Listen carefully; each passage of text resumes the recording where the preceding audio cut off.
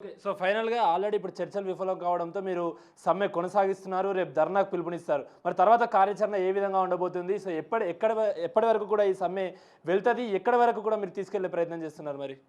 ఎక్కడ వరకు తీసుకెళ్ళము. ఎక్కడ వరకు తెలంగాణ రాష్ట్రం వరకే తీసుకెళ్తాం. ఇక్కడనే ఉంటుంది ఈ ఉద్యమం. ఇక్కడనే కొనసాగుతుంది. మా ఆర్టీసీ కార్మికులు ఎక్కడుంటే అక్కడ వరకే కొనసాగిస్తాం. అక్కడ వరకే మేము సమాప్తం చేస్తాం. ఇంకొకటి చెప్పేదండి, సమస్యలు పరిష్కరించేంత వరకు మా ఉద్యమం కొనసాగుతుంది. ఈ ప్రభుత్వము మా న్యాయమైన డిమాండ్ల కోసం భేషజాలు విడనాడి మమ్మల్ని వెంటనే ప్రభుత్వంలో విలీనం చేసుకొని మాకు పెండింగు బకాయిలన్నిటినీ రిటైర్మెంట్ అయిన వాళ్ళందరికీ బకాయిలు చెల్లించాలి. అదేవిధంగా ఉద్యోగ భద్రత ఎందుకేరండి? మా ఈ వందల వేల మంది ప్రతి సంవత్సరం ఉద్యోగాలు కోల్పోవాల్సిందేనా?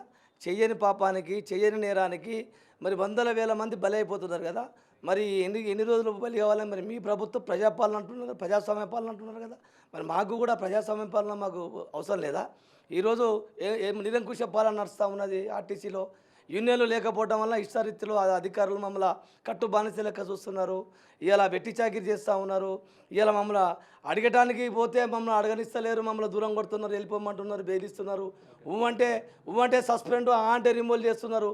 మరి ఇట్లా అభద్రతా భావంతో ఈ భయాందోళన మధ్యన ఎన్ని రోజులు బతకాలా మేము?